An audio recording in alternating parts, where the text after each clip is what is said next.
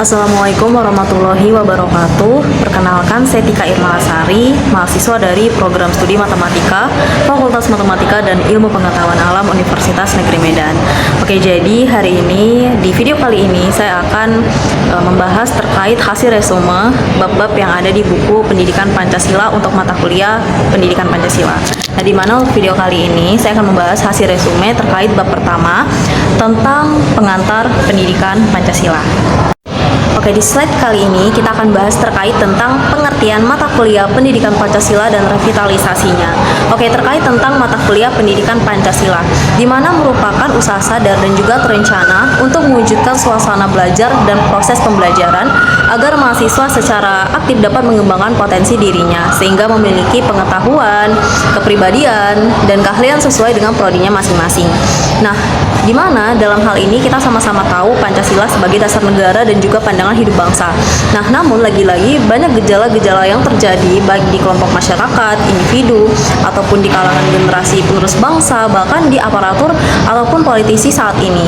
Nah, di mana berdasarkan buku Pendidikan Pancasila terdapat 5 penyebab terkait hal-hal tersebut. Nah, yang pertama, Pancasila pernah dijadikan sebagai alat legitimasi kekuasaan oleh Orde Baru. Nah, maka ketika Orde Baru tumbang, banyak yang mempertanyakan apakah Pancasila ini masih perlu dipertahankan atau tidak.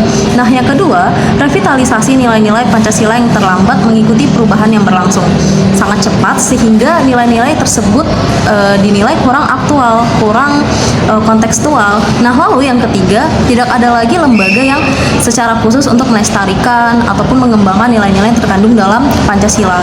Nah, lalu yang keempat, terjadinya inkonsistensi pada tataran nilai praktis. Nah, hal ini didasarkan pada perilaku penyelenggara negara, pemimpin pemerintahan, dan juga tokoh-tokoh masyarakat yang tidak sesuai atau bahkan bertentangan dengan nilai-nilai Pancasila. Nah, lalu yang kelima, pembelajaran Pancasila tidak eksplisit dalam penyelenggaraan pendidikan nasional. Nah, sehingga berdampak pada kurang dikenalnya Pancasila. Jadi hanya sistem teori, sistem menghafal. Jadi implementasinya itu tidak ada. Oke, nah di slide kedua ini kita akan bahas terkait dinamika dan tantangan pendidikan Pancasila. Nah, sebagaimana diketahui bahwa pendidikan Pancasila mengalami pasang surut dalam pengimplementasinya, di mana 1 Juli tahun 1947 diterbitkanlah sebuah buku yang ditulis oleh Bung Karno terkait tentang lahirnya Pancasila. Nah, di mana dalam buku tersebut juga terdapat kata pengantar yang ditulis oleh Dr. KMT Rajiman Widyodingrat, di mana sama-sama kita ketahui bahwa beliau pernah menjadi Kaijo atau ketua dalam Badan Penyelidik Usaha Persiapan Kemerdekaan atau BPUPKI. Nah, jadi terdapat perubahan yang signifikan dalam metode pembudayaan ataupun pendidikan Pancasila. Nah, setelah dekret Presiden pada 5 Juli tahun 1959. Nah, lalu di tahun 1960 diterbitkanlah buku oleh Departemen P dan K dengan judul Manusia dan Masyarakat Baru Indonesia atau Civic. Nah, di mana buku tersebut diterbitkan untuk membentuk manusia Indonesia baru patriotik melalui pendidikan. Nah, lalu tidak lama sejak lahirnya ketetapan MPR RI nomor 2 MPR tahun 1978 tentang pedoman penghayatan dan pengalaman Pancasila atau P4. Nah, jadi pada masa orang tua kita dulu itu terdapat yang namanya P4, pedoman penghayatan pengamalan Pancasila. Kalau misalnya mau naik tingkatan dari SMP ke SMA, ujian itu pasti ada yang namanya P4 tentang nilai-nilai Pancasila, tentang pengimplementasian nilai-nilai Pancasila begitu. Nah, namun kan kalau untuk sekarang udah berbeda sistemnya dan tidak ada lagi P4, tapi untuk pembelajaran, untuk mata kuliah, untuk mata pelajaran itu masih ada yang namanya pendidikan Pancasila, ataupun kalau misalnya di anak-anak sekolahan itu namanya PPKN. Nah, di mana tentunya terdapat tantangan ya dalam pelaksanaan pendidikan Pancasila. Nah, di mana dalam menentukan bentuk dan format agar mata kuliah Pancasila dapat diselenggarakan di berbagai prodi dengan menarik secara efektif. Nah, itu ada dua tantangan. Yang pertama internal. Nah, itu keterbatasan sumber daya, spesialisasi prodi yang terkait tentang arah tujuannya. Nah, lalu untuk eksternal, krisis keteladanan dari para elit politik dan maraknya gaya hidup yang hedonistik di dalam masyarakat. Di slide ini terkait tentang pentingnya mata kuliah pendidikan Pancasila. Nah, berkaitan dengan itu, banyak karakter pemuda yang kini menjadi sorotan tajam, baik yang ditampilkan di media cetak maupun di media online. Nah, ironisnya, banyak hal-hal yang mereka lakukan malah membuat peningkatan untuk tindak kriminal, baik itu korupsi, kolusi, dan nepotisme, atau KKN, kekerasan, kejahatan seksual, perkelahian massal, dan banyak hal-hal lain yang mereka lakukan yang malah tidak mencerminkan sama sekali nilai-nilai dari Pancasila. Oleh karena itulah sangat penting untuk setiap sekolah perguruan tinggi mengajarkan kepada pelajar ataupun mahasiswanya terkait tentang mata kuliah pendidikan Pancasila. Bagian D terkait tentang landasan dan dasar-dasar pendidikan Pancasila. Nah, mengenai dasar historis, bangsa Indonesia terbentuk melalui proses yang cukup panjang, mulai dari Kerajaan Kutai, Sriwijaya, hingga Majapahit. Nah, apalagi kita juga sama-sama tahu bagaimana negara Indonesia dijajah dari zaman Belanda, Jepang, Portugis, hingga Inggris selama bertahun-tahun. Nah, selama itulah bangsa Indonesia berusaha mencari jati dirinya sampai akhirnya dinyatakan merdeka.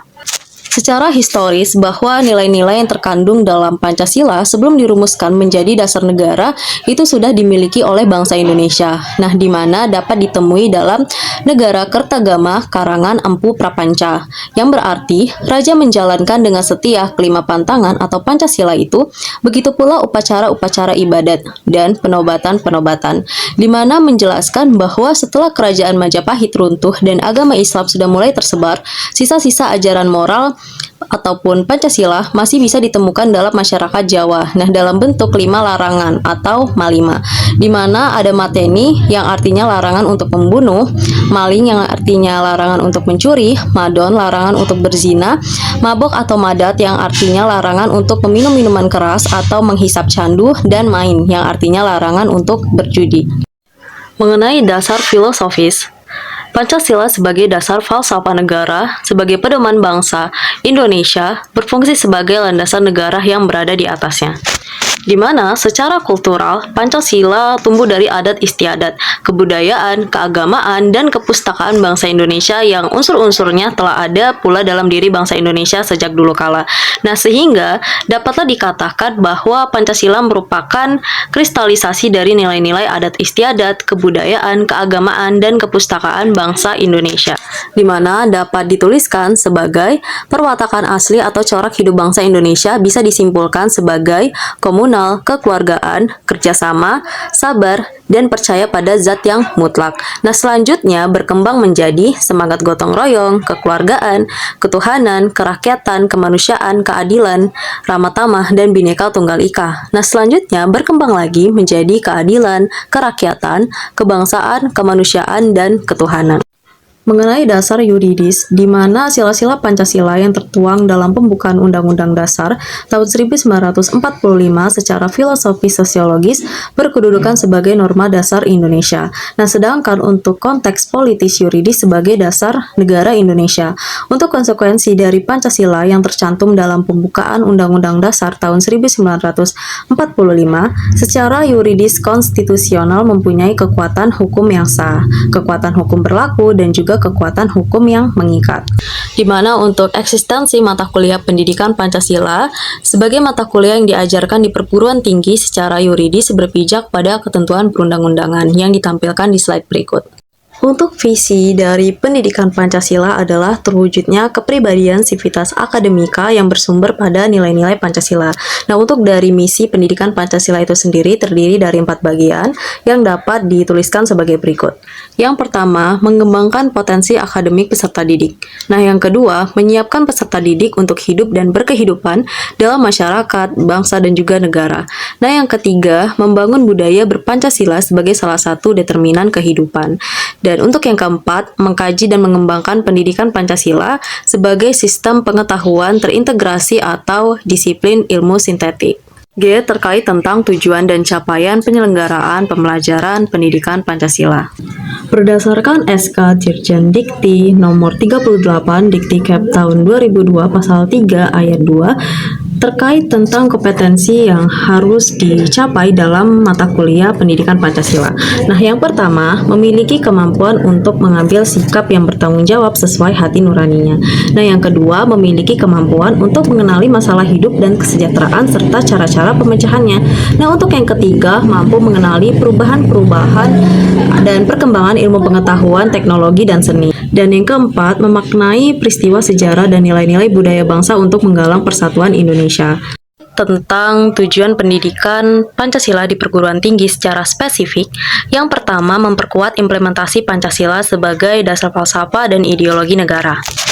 Yang kedua, memberikan pemahaman dan penghayatan atas jiwa dan nilai-nilai dasar Pancasila kepada mahasiswa. Yang ketiga, mempersiapkan mahasiswa agar mampu menganalisis dan mencari solusi terhadap berbagai permasalahan yang ada di kehidupan masyarakat. Yang keempat, membentuk sikap mental mahasiswa yang mampu mengapresiasi nilai-nilai Pancasila.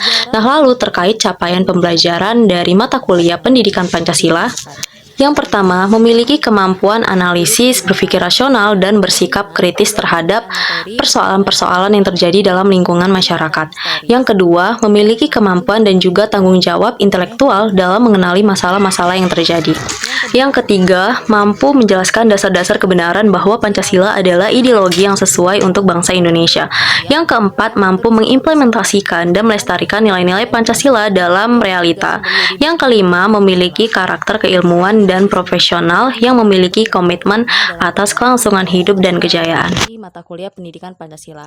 Yang keempat, sumber politik pendidikan. Bagian H, menggali sumber historis, sosiologis, yuridis, dan politik pendidikan Pancasila. Yang pertama, sumber historis pendidikan Pancasila. Sejarah mempunyai fungsi penting dalam membangun kehidupan bangsa dengan lebih bijaksana di masa depan. Nah, di mana sejarah merupakan guru kehidupan. Nah, untuk implikasinya dalam pengayaan materi perkuliahan Pancasila melalui pendekatan historis yang sangat penting dan tidak boleh dianggap remeh guna mewujudkan kejayaan bangsa di kemudian hari. Yang kedua, sumber sosiologis pendidikan Pancasila. Kajian struktur sosial, proses sosial, termasuk perubahan-perubahan sosial dan masalah sosial yang patut disikapi secara arif menggunakan nilai-nilai Pancasila. Yang ketiga, sumber yuridis pendidikan Pancasila. Pendekatan yuridis merupakan salah satu pendekatan utama dalam pengembangan atau pengayaan materi mata kuliah pendidikan Pancasila. Yang keempat, sumber politik pendidikan Pancasila. Upaya usaha mewujudkan kehidupan politik yang ideal sesuai dengan nilai-nilai Pancasila. Bagian I, ruang lingkup materi, KI dan KD mata kuliah pendidikan Pancasila.